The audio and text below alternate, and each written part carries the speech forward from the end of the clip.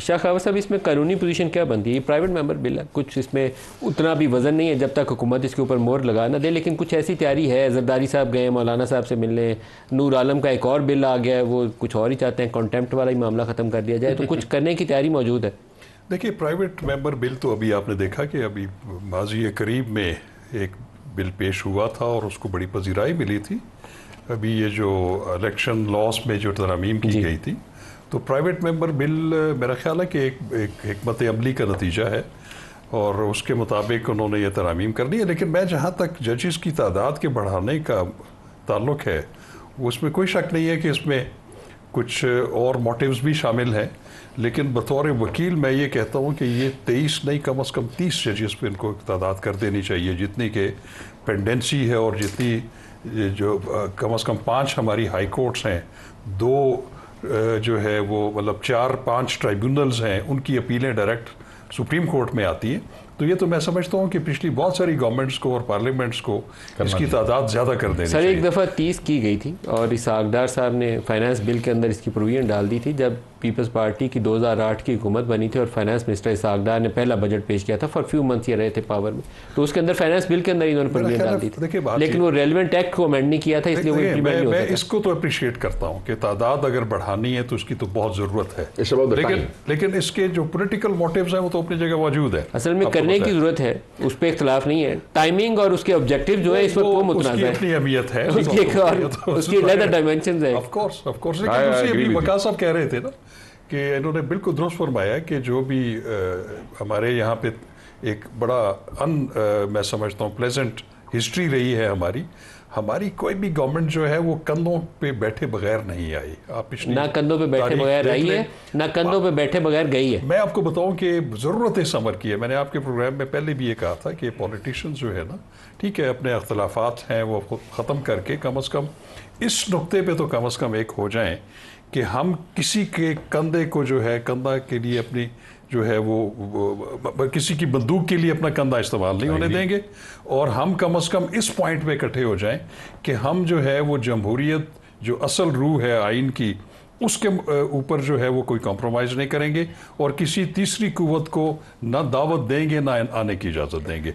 मैं समझता हूँ कि ताली दोनों हाथों से बजती है, यहाँ ताली दोनों हाथों से ये कंधा देने के लिए बजती है, माजरत के साथ उनकी भी ख्वाहिश मौजूद है और ये कंधा लेने वालों की भी ख्वाहिश मौजूद है। अनफॉर्चुनेटली ये बात मौजूद है, ये अफसोसनाक बात है। रांझा साहब, आपसे भी पूछ लूँ, जजेस की तादाद आपकी जमात का क्या मौक़िफ़ है? क्योंकि ये इन्होंने दुरुस्त निशानदेही की, वो अभी बिलाल कियानी का जो बिल था इलेक्शन वाला, वो आया तो प्राइवेट मेंबर बिल था, लेकिन अब आपने उसको एक्ट बना दिया और ये भी आप ऐसे ही करने जा रहे हैं, गवर्नमेंट अडॉप्ट कर लेती है। जहाँ तक ओवरऑल पाकिस्तान की जुडिशरी के ऊपर इंटरनेशनली पब्लिश रिपोर्ट्स अगर आप देखें और आप रैंकिंग जो है जुडिशरी की पाकिस्तान की, अगर वो आप इंटरनेशनली देखें इन टर्म्स ऑफ शर्मनाक है, गिविंग जस्टिस, तो वो शर्मनाक है। और ये वो 30 करके सही हो जाएगी या 23 और करके ये सही सिविल कोर्ट से शुरू होती है, civil court, session courts, high courts and then supreme court. And supreme court in itself भी पेंडेंसी की टर्म्स में अगर उसको कैलकुलेट किया जाए तो पेंडेंसी भी बहुत लंबा पलंदा है। वो भी अगर पेंडेंसी ही बुनियाद रखी जाती है कि अल्टीरियर मोटिव तो कोई भी आप काम रखेंगे उसके साथ अटैच हो सकता है, जिस तरह शेख साहब ने भी फरमाया। सर, जो रेटिंग शर्मनाक होने की वजह है ना, उसकी मैं आपको 2-3 मिसालें देता हूँ। जस्टिस बंदयाल ने 63A का फैसला किया जो आइन से मावरा, आइन के अंदर उसमें प्रोविजन ही मौजूद नहीं है। काजी फायज़ ईसा ने इलेक्शन कमीशन के फैसले के ऊपर, इनकी बल्ले के निशान के ऊपर फैसला किया। 8 फरवरी का इलेक्शन हो गया, काजी फायज़ ईसा को और सुप्रीम कोर्ट को नज़र नहीं आया। अब उन्होंने कहा हमने ये फैसला ही नहीं था दिया। इस वजह से हम दुनिया में शर्मनाक रेटिंग का शिकार है।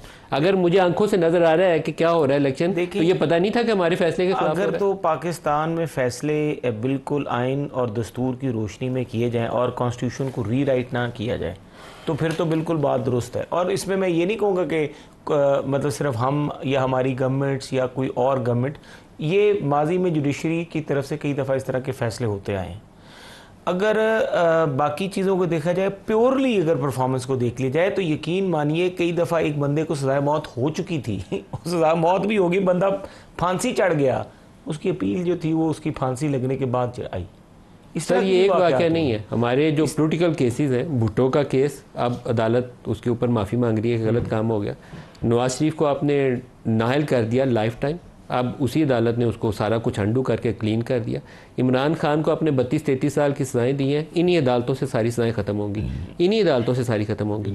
अगर इस तरीके से आपका जुडिशल सिस्टम चल रहा है ना, तो ये और अगर कोई 2-4 नीचे गिरने की दर्जे गुंजाइश है ना, तो हम और नीचे गिरेंगे। देखिए ये मुल्क उस दिन सीधा हो जाएगा जिस दिन इस मुल्क की अदलिया ठीक होगी, ये एक हकीकत आप करने नहीं देंगे, ठीक है, ये कोई भी किसी की बात नहीं है, ये अदलिया खुद फैसला करना आप अदलिया को रिफॉर्म होने की बजाय उसको मैनेज करने की कोशिश करते हैं। हम कुछ अगर मैनेज करते हैं तो क्या जनरल फैज ने कम मैनेज किया था अदलिया को? किया था, तो इन्होंने खिलाफ वाला जो केस है वो जो रेफरेंस है, ये सच बताएं तो उसके पीछे कौन से मुलाकात, उसमें जनरल फैज साहब भी थे? नहीं, जनरल फैज अकेला नहीं, जनरल बाजवा का नाम भी साथ है। हाँ ठीक है, क्योंकि नाम आया था डीजीसी का। हाँ जी, अब वो सारे के सारे लोग थे, ठीक है, काजी फायद ईसा को उसकी बीवी के ऊपर केसेस करना, ठीक है, ये कहेंगे अब इस तरह हो गया, यहाँ पे प्रेशराइज किया जा रहा है। जैसे शौकत अजीज देखिए फॉर वंस पाकिस्तान की जुडिशरी जो है, केस की गल कर रहे हैं, अगर ये कौन सा फैजाबाद धरना केस, उसमें नाम आ गया था डीजीसी का। अच्छा, उसमें भी नाम आ गया था। उसके बाद जब ये क्यूरेटिव रेफरेंस और रेफरेंस ये सब चीजें जहाँ से तैयार हुई थी, काजी फायद ईसा साहब वाला जो रेफरेंस आया था, उसके पीछे भी यही लोग थे ना सारे, ये तो कोई छुपी हुई बात नहीं है। तनाज़े की इब्तिदा वही थी, हाँ वहीं से शुरू हुआ था, हमें तो पता है उसके बीच में ये सारा खुद बल्कि मानते थे और ये कहा करते थे कुछ लोग कि हम जो माइनिंग करके जा रहे हैं, जो माइनिंग हम करके जा रहे हैं। जब काजी फायद ईसा ने वो फैसला दिया था ना, नहीं उसके बाद वो तनाज़ा शुरू हो गया। मेरी गल तो सुन लो, मैं कह रहे हैं कि जो फैजाबाद धरने के हवाले से कह रहे हैं, मेरे भाई को शायद अब इनकी अपनी पार्टी की पोजीशन का पता कोई नहीं है। उस पे जो कमीशन बना था उसमें इनके जो वजीर थे, नहीं वो नहीं मैं बात कर रहा, जनरल फैज के हक में बयान देके आगे थे। आपका ख्याल है कि वो जाके ऑन रिकॉर्ड उनके खिलाफ बयान देने की किसी पॉलिटिशियन में बशमूल इस गल में छोड़ो, हमारे दोस्त के मौसम साहब की हिम्मत है, लैंड दी लो नहीं ना, फिर हाई मॉरल पोजीशन ना लो ना। मतलब आपने एक कोर्ट किया केस में, उस कोर्ट केस में नहीं, मेरा गलत मतलब जिस आदमी ने मैनेज किया, बात कर रहा था मैं, जो रेफरेंस काजी फायद ईसा के खिलाफ बना के था, मैं रेफरेंस बनाने वालों में, रेफरेंस की बुनियाद यही थी, ठीक है, बुनियाद तो वो क्योंकि हमने बैकग्राउंड ब्रीफिंग सुनी हुई है, मुझे पता है कि इश्यूज क्या है। दूसरी बात यह है कि पाकिस्तान की पार्टीज को आपने कहा इकट्ठा होना चाहिए, बड़ी अच्छी बात है, होना चाहिए। आज तक कौन नहीं बैठा और कहता रहा कि मैं पाकिस्तान की सियासी जमातों के साथ नहीं बैठूंगा? आज भी वो बंदा कहता है कि मैं पाकिस्तान की सियासी जमातों के साथ नहीं बैठूंगा। जब मैंडेट लेके असेंबली में था तब भी वो कहता था इमरान खान मैं नहीं बैठूंगा। ये भी गलत। जब उसने ये आरटीएस सिस्टम बैठा, जब सारा कुछ हुआ, जब कश्मीर का तनाज़ा हुआ, जब कोरोना आया, जब सारा वो प्लेन अटैक्स हुए पाकिस्तान की बाउंड्रीज के अंदर, तब भी उसने कहा कि मैं नहीं बैठूंगा। ये टेम्परामेंट जो है ना, हमने तो मिसाक़ जमहूरियत तक किया, पीपल्स पार्टी के साथ बैठे, कहाँ तक तनाज़ात चले गए थे। हम इमरान साहब से कहते रहे कि आए पार्लियामेंट में बैठे, ये मसाइल बाहर ना लेके 13 में से शुरू हुए। हम कहने 13 से लेके 22 तक इमरान खान को मुसलसल ये कहते रहे कि तुम सियासी जमातों के साथ बैठ जाओ, नहीं बैठे। तो ये रिस्पॉन्सिबिलिटी, मैं इसका जवाब दे देता हूँ। पहले तो मेरे अजीज़ ने जो बात की ना जी, मैं उनको थोड़ी सी इख्तलाफ करूँगा एहतराम के साथ। मेरे भाई हैं, मैंने ये बताना चाहता हूँ कि हमने ये नहीं कहा कि हम सियासी जमातों के साथ नहीं बैठेंगे। हम सियासी जमातों के साथ बैठ रहे हैं।